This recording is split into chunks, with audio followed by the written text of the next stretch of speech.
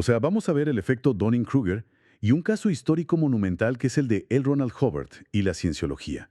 El objetivo de nuestra revisión de hoy es explorar esa delgada línea que separa a un experto genuino de un, digamos, charlatán carismático. Ser una gigantesca señal de alarma. Ok, vamos a desempacar esto.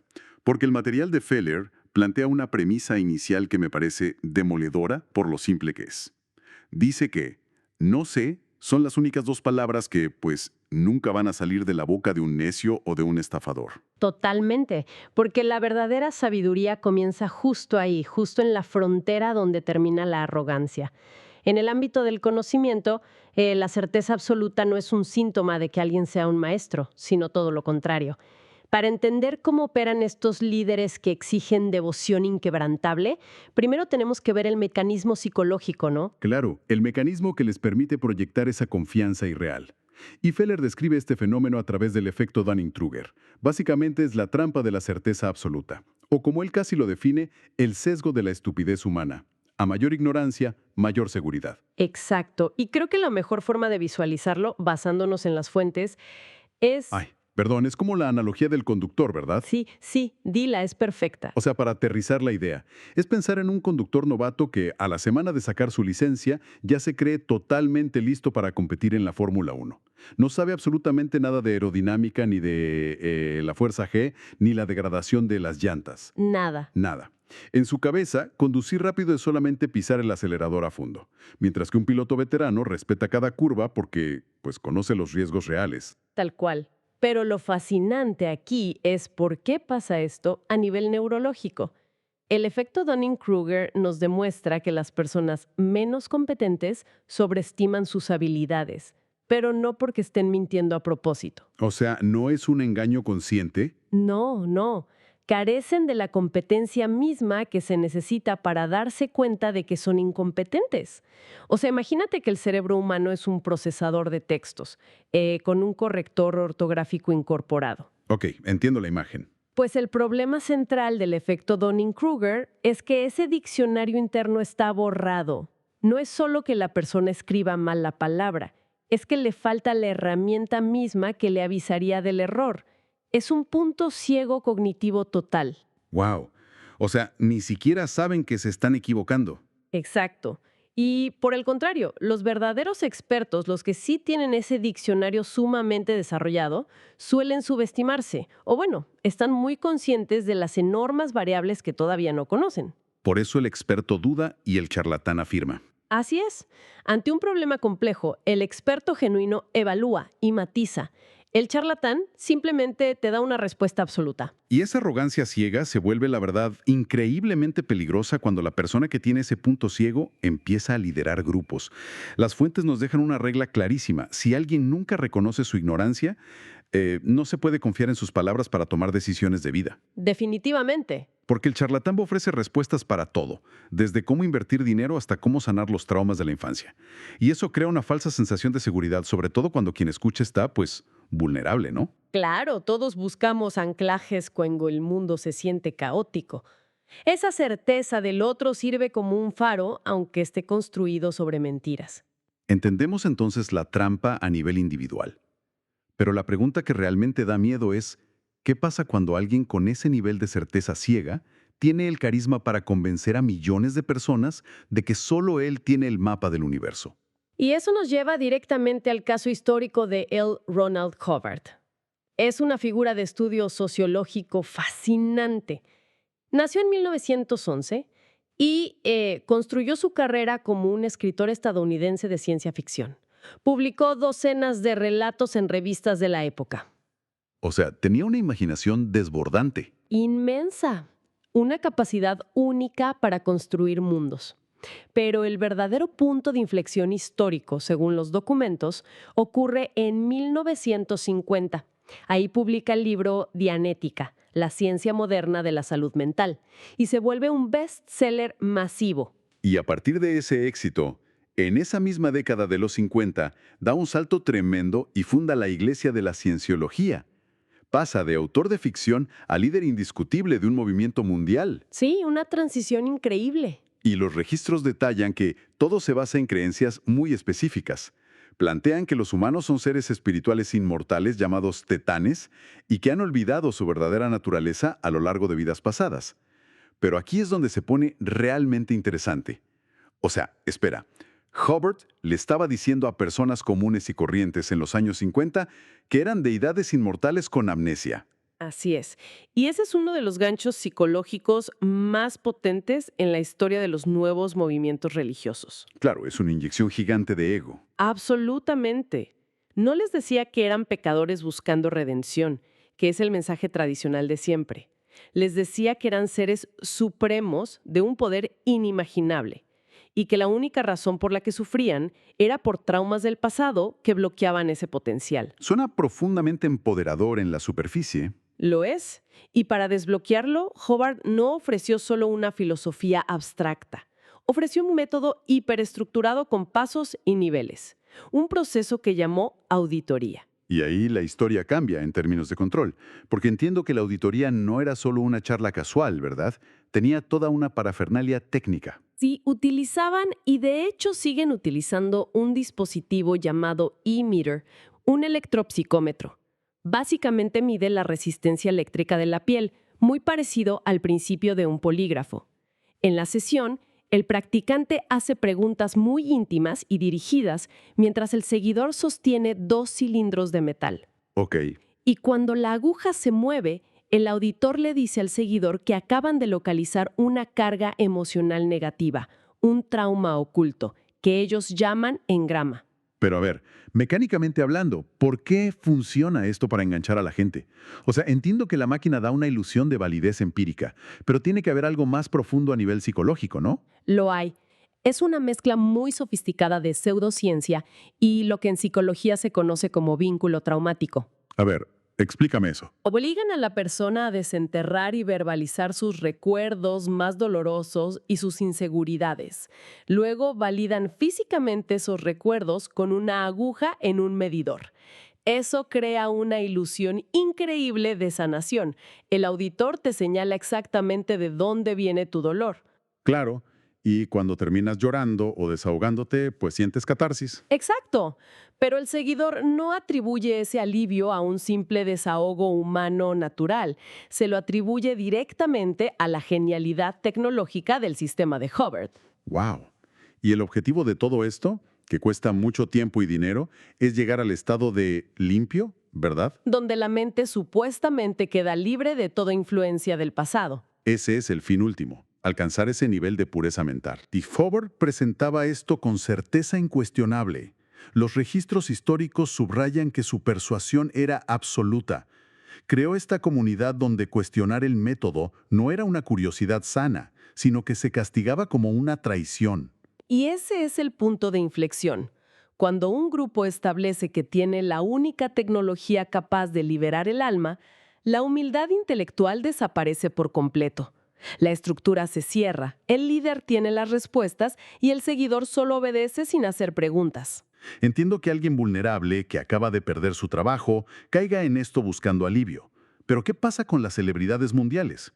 Los documentos nombran a Tom Cruise, John Travolta, Kirstie Alley. Sí, figuras de altísimo perfil. O sea, Tom Cruise en 2005 ya era el rostro mundial del movimiento, alguien con la mejor educación, con asesores, con un éxito descomunal. ¿Acaso la sociedad comete el error de confundir talento actoral con sabiduría de vida? ¿Cómo alguien con esos recursos apaga su pensamiento crítico frente a algo tan rígido? Si conectamos esto con el panorama general, se explica mediante un poderoso fenómeno sociológico que los documentos detallan como el efecto halo. ¿El efecto halo? Exactamente. Es un sesgo cognitivo donde la percepción extremadamente positiva que tenemos de alguien en un área, como su talento en el cine, se traslada irracionalmente a su carácter, su moralidad y su sabiduría general. O sea, si vemos que alguien es un espía implacable o un piloto increíble en la pantalla, asumimos de forma inconsciente que en su vida real toma decisiones perfectas. Tal cual. Y la organización de Hubbard comprendió este mecanismo desde muy temprano. Sabían que las celebridades no solo aportaban dinero, aportaban una legitimidad instantánea ante el público. Claro, te da estatus. Por eso crearon los centros de celebridades, Estructuras diseñadas exclusivamente para aislar y mimar a estas figuras, separándolas del público general. Para una estrella de Hollywood que vive bajo presión constante, encontrar un grupo que los trata como realeza espiritual y les da respuestas absolutas es un refugio muy atractivo. Travolta es el ejemplo perfecto de eso, ¿no? Los registros dicen que usó la organización como soporte emocional para atravesar tragedias personales muy graves desde los años 70. Así es, le dieron una red de contención y el respaldo de celebridades así de grandes actúa como un escudo contra las críticas externas. El carisma prestado de estos actores enmascara la rigidez ideológica del movimiento original. Y eso nos lleva directamente al lado oscuro, a la parte más sombría de los registros. Las consecuencias de construir un sistema donde la figura central es infalible y donde decir no sé está prohibido. Y quiero ser muy claro aquí. No estamos hablando de simples opiniones, sino de tácticas reportadas por exmiembros y críticos a lo largo de décadas. Así es. Y el volumen de esos reportes es abrumador. Una de las tácticas de control más documentadas es la extrema presión financiera. Que te asfixian económicamente. Sí. A medida que un miembro avanza en la pirámide hacia el estado de limpio, los costos de los cursos se disparan exponencialmente. Los exmiembros han relatado en tribunales cómo los presionaban hasta contraer deudas masivas, poniendo en riesgo toda su estabilidad familiar por miedo a perder su estatus espiritual. Y además de la asfixia económica, está la política de aislamiento, que en las fuentes llaman la desconexión, ¿verdad? Sí, es una política sumamente estricta de aislamiento forzado. Si un familiar cuestiona las creencias del grupo, los miembros activos son obligados a romper absolutamente todo vínculo con esa persona. O sea, cortar lazos de por vida, separar familias. Familias enteras destrozadas. Y a esto se suman acusaciones formales de condiciones de vida abusivas, trabajo esclavo en las estructuras internas y denuncias muy graves de abuso psicológico y físico. Entonces, ¿qué significa todo esto? ¿Cómo es que una organización que promete salud mental termina enfrentando acusaciones tan masivas de daño psicológico y campañas de desprestigio contra quienes los critican?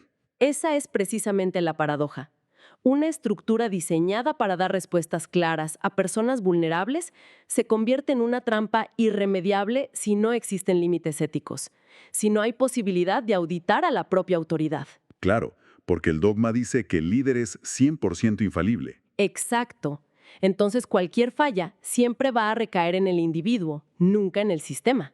Y se justifica internamente cualquier medio, por abusivo que sea, para proteger a la organización, respondiendo a las críticas con demandas legales agresivas para silenciar a la disidencia. Al leer todo esto, la verdad es que queda claro que la intención de Sergio Feller no es solo juzgar la historia. La idea es extraer lecciones útiles de poder y empoderamiento para aplicar en la vida real, sin respaldar en lo absoluto estas prácticas. Claro, el análisis aísla las tácticas de control abusivo de los principios de influencia. La primera gran lección es el poder extraordinario de la convicción. Creer profundamente en un mensaje puede crear movimientos globales. Dianética es la prueba de ello. También resalta el poder del carisma y el liderazgo, pero la advertencia es que, si se usan sin integridad, el resultado es la explotación. Y me llama mucho la atención el tema de la pertenencia. Estos grupos crecen porque ofrecen una comunidad que parece genuina al principio. El problema no es la comunidad, sino cuando esa pertenencia se vuelve un arma y te amenazan con el aislamiento si te atreves a pensar diferente. Y eso contrasta muchísimo con algunas citas de Hubbard que vienen en el texto. Frases que suenan increíbles, como la supervivencia se logra ayudando a otros a sobrevivir, o la verdad es exactamente lo que es. O sea, suenan a máximas innegables. Pero el ejercicio crítico es contrastar esa brillantez teórica con la cruda realidad operativa de litigios y control mental. Las palabras hermosas pueden ser un caballo de Troya para manipular, si la gente suspende su juicio deslumbrada por respuestas fáciles. Pero, a ver, siendo honestos, esto plantea una duda importante. Pensando en el día a día, ¿no es agotador tener que cuestionar a cada figura de autoridad, a cada líder corporativo o autor que cruza nuestro camino? Esto plantea una pregunta importante, y es que nadie tiene energía ilimitada. Pero el verdadero empoderamiento no viene de la paranoia constante, viene del discernimiento. Aprender a identificar los patrones de riesgo rápido, ¿no? Exactamente. Aplicar al pensamiento crítico requiere un esfuerzo inicial, sí, pero el costo de no hacerlo, el costo de entregar tus finanzas o tu salud mental a un charlatán que promete atajos mágicos, es infinitamente mayor. Es preferible ese esfuerzo inicial que el costo de la manipulación. Ese es el pilar de principios del poder. Totalmente. Y para que todo esto no se quede en el aire, el material deja instrucciones prácticas finales para evitar caer en las garras del efecto Dunning-Kruger. Un marco de acción. Así es. Primero, practicar la humildad intelectual. Esforzarse por ser el primero en decir no sé ante un problema complejo. Eso mantiene la mente flexible y aleja el dogma. Y segundo, realizar autoevaluaciones periódicas. Como sabemos que el cerebro tiene este punto ciego, hay que revisar que nuestras certezas estén basadas en hechos y no en el ego. Y yo añadiría la regla de oro, que es la reflexión final del análisis. La sabiduría auténtica siempre deja la puerta abierta a la duda razonable. Hay que dudar siempre de aquellos que actúan con una seguridad desmesurada y nunca muestran vulnerabilidad. 100% de acuerdo. Para cerrar, vale la pena quedarse con un pensamiento que resulta bastante provocador, casi incómodo. Si la ciencia detrás del efecto Dunning-Kruger nos demuestra de manera irrefutable que nuestro cerebro está biológicamente predispuesto a sentir la mayor certeza y seguridad precisamente en el momento en que somos más ignorantes sobre un tema, bueno, apliquemos eso en nuestra propia vida hoy. Pensemos profundamente en nuestras certezas. ¿Cuál de nuestras convicciones actuales, esa creencia específica sobre la política, la vida o la sociedad que defenderíamos a gritos en una cena sin admitir un milímetro de duda, podría ser en realidad nuestro propio punto ciego intelectual esperando ser desmantelado? Queda la invitación abierta a encender la luz en esa habitación oscura y atrevernos a revisar nuestras certezas más sagradas. Muy bien, hemos llegado al final de este episodio. Podés seguir PDP Podcast en YouTube y Spotify. Y si este episodio te aportó valor, dejar tu calificación ayuda muchísimo a que el mensaje llegue más lejos. Gracias por estar del otro lado. Nos encontramos la próxima semana.